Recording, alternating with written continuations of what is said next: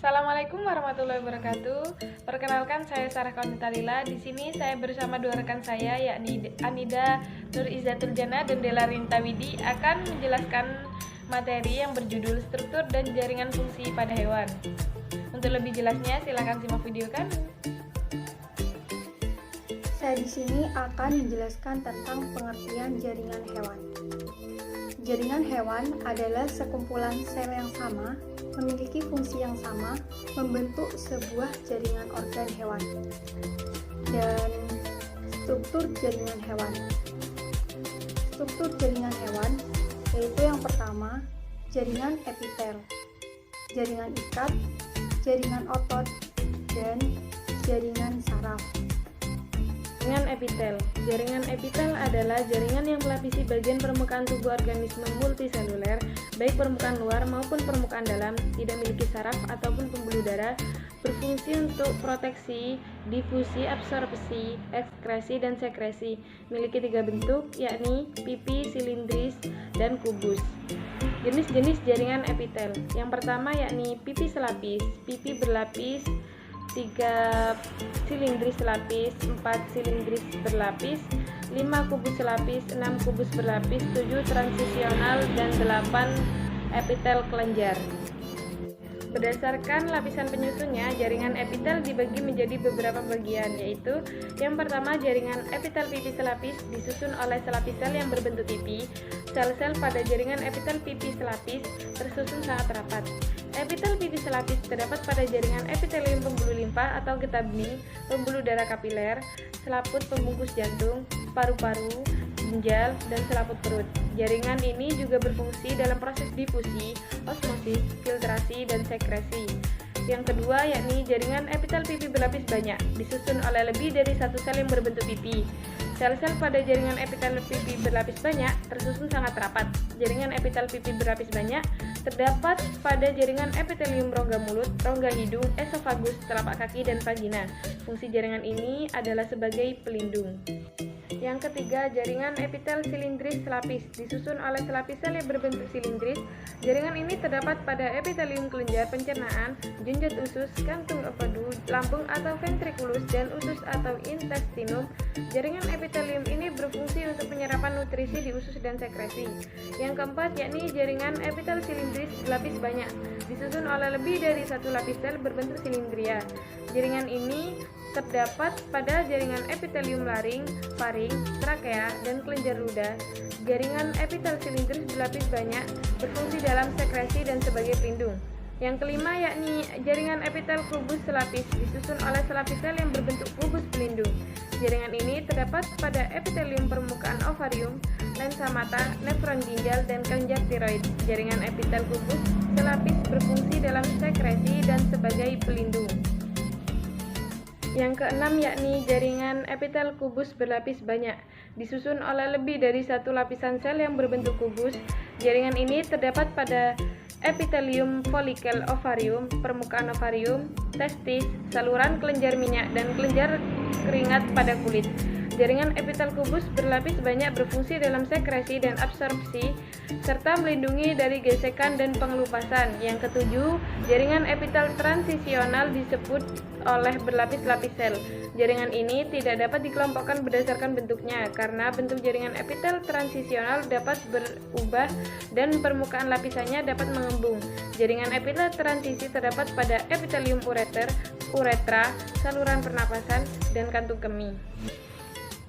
Yang kedelapan yakni jaringan epitel kelenjar merupakan jaringan epitel khusus yang berperan dalam sekresi senyawa untuk membantu proses fisiologis. Senyawa yang disekresikan disimpan di dalam sel dalam bentuk granula sekresi. Kelenjar dapat dikelompokkan menjadi dua kelompok, yaitu kelenjar endokrin dan kelenjar eksokrin. Kelenjar endokrin merupakan kelenjar buntu yang tidak memiliki saluran. Hasil sekresi kelenjar endokrin langsung memasuki sistem peredaran darah. Senyawa yang dihasilkan disebut hormon. Contoh kelenjar endokrin adalah kelenjar timus, kelenjar adrenal, kelenjar paratiroid, dan kelenjar tiroid.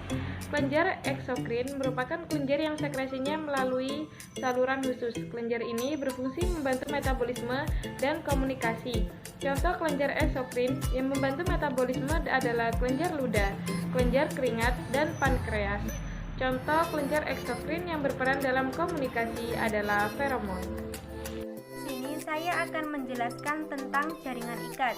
Jaringan ikat yaitu jaringan yang mengikat, menyongkong, dan menunjang jaringan lain. Jaringan ikat ini tersusun atas sel yang tersebar di antara matriks ekstraseluler. Matriks tersebut bisa berupa cairan, benda kenyal seperti agar ataupun padatan. Jenis-jenis jaringan ikat yang pertama yaitu jaringan ikat padat. Jaringan ikat padat ini yaitu jaringan ikat yang tersusun atas serabut atau serat lebih banyak daripada sel-selnya. Serabut penyusunnya adalah serat kolagen sehingga bersifat padat. Terdapat pada tendon, ligamen, dan fasia. Yang kedua yaitu jaringan ikat longgar. Jaringan ikat longgar yaitu jaringan yang tersusun atas sel fibroblast, sel makrofage, serabut kolagen, dan serabut elastis. Sel-selnya lebih banyak daripada serabut sehingga jaringan ini bersifat elastis. Terdapat pada mesenterium, pembungkus organ-organ dalam, pembungkus pembuluh darah, dan saraf. Selanjutnya yaitu jaringan adiposa atau lemak. Jaringan ini tersusun atas sel-sel lemak yang berfungsi sebagai cadangan makanan, menjaga suhu tubuh tetap hangat, serta sebagai bantalan pelindung organ. Jaringan lemak terdapat di bawah kulit dan melapisi organ-organ dalam. Yang keempat yaitu jaringan darah. Jaringan darah ini berfungsi untuk mengangkut nutrisi, oksigen, dan sama metabolisme. Tersusun atas plasma atau sel-sel darah. Plasma darah terdiri dari air, garam, ion protein terlarut nutrisi, dan sampah metabolisme. Sel-sel yang tersusun atas 1 eritrosit, 2 leukosit, dan 3 trombosit. Selanjutnya yaitu jaringan tulang sejati atau keras. Berfungsi sebagai alat gerak, pelindung organ-organ dalam, dan menegakkan tubuh. Matriksnya tersusun atas serat kolagen, kalsium, fosfat, dan magnesium, sehingga bersifat keras.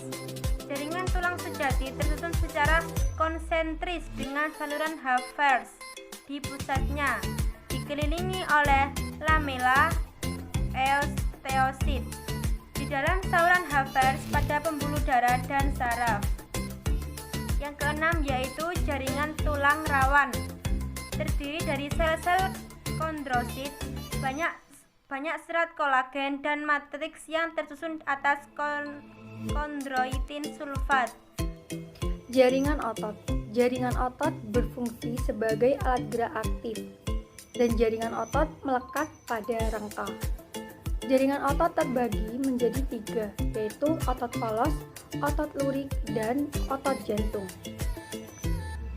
Perbedaan otot polos, otot lurik, dan otot jantung.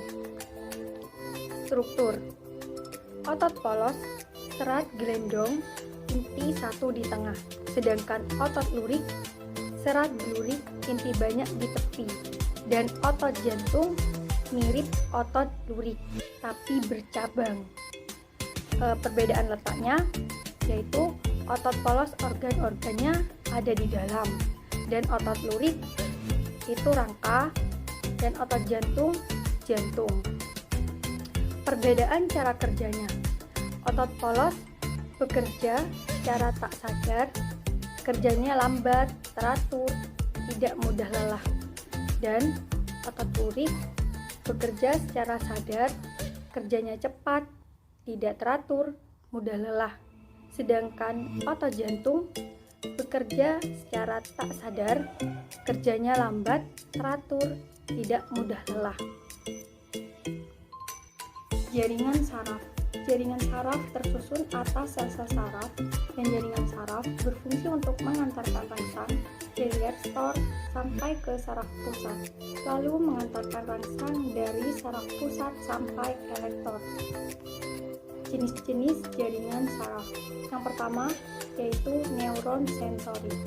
Neuron sensori berfungsi menyampaikan impuls atau rangsangan dari reseptor atau penerima rangsangan menuju ke sel saraf penghubung atau sistem saraf pusat, sumsum tulang belakang dan otak. Yang kedua, neuron motorik.